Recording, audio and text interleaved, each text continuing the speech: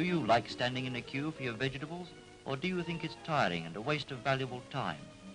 Do you ever find your long wait has been useless, that supplies of what you want have run out before your turn comes? It's not the greengrocer's fault, it's up to you. Dig for victory. Thousands of people have discovered that a 10-rod plot will keep a family of 5 in vegetables 8 months of the year. Young men are doing it.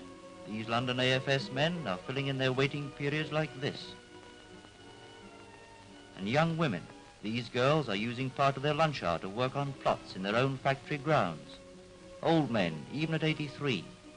And children, growing food is part of their school routine nowadays.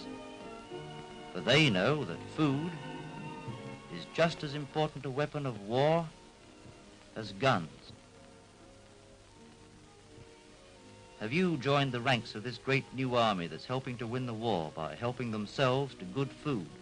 You may not be lucky enough to own an ideal kitchen garden like this, but the flower garden will grow beetroot just as well as begonias. And it's more fashionable too nowadays. There may be room for vegetables on top of your Anderson shelter, or in the backyard, or even on that flat bit of roof. Even the asphalt playground of a bombed-out school has been turned into a flourishing allotment. So you see, you can nearly always find somewhere to dig. You know, it only takes an hour or two a week to keep a 10-rod plot cultivated, and you can all lend a hand, women and children too. Perhaps you're only making excuses. Perhaps the real trouble is you think gardening's a bore. We're going to watch an old hand for a few minutes, and if you get any pleasure out of watching his skill, you'll get a lot more in learning how to do a good job yourself.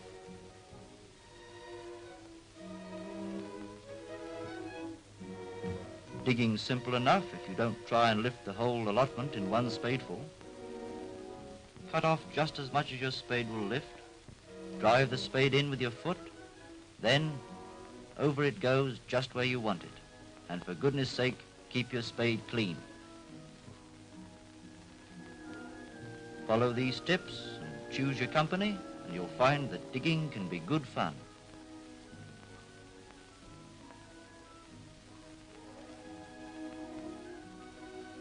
The exciting time comes when the first seeds must be sown. The ground must be level, and it must have what gardeners call a fine tilth. And the old hand treads the ground to fill up any hollows.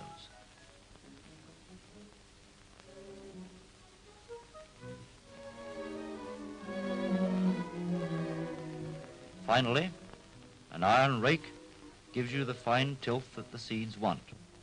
That's one of the pleasures of gardening, using the right tool for the job and using it in the right way. To make the seed drills, a hoe is the tool. Use it in short strokes to throw the soil clear.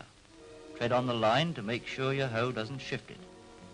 And this is the proper way to cover the seeds in the drill.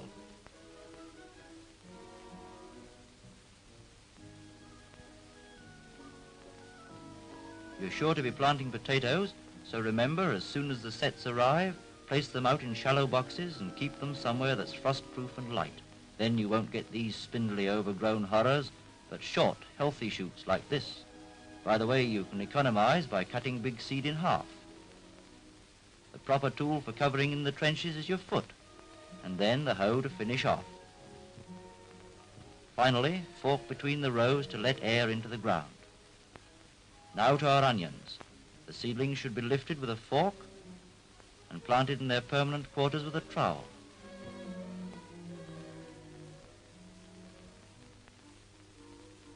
You use a fork for lifting cabbages and plant them with a dibber like this.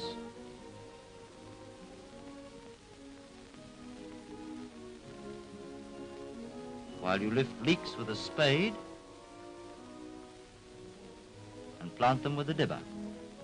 You see, there's a proper tool for every job, and they needn't be expensive, especially if you borrow them from the man next door. A draw hoe is best for fairly widely spaced crops, but a hand hoe is ideal when you're working with plants close together. And when it comes to the wide open spaces between rows, a Dutch hoe is the thing. And remember, you use it walking backwards. But the finest tools a gardener can possibly use are his own 2 hands.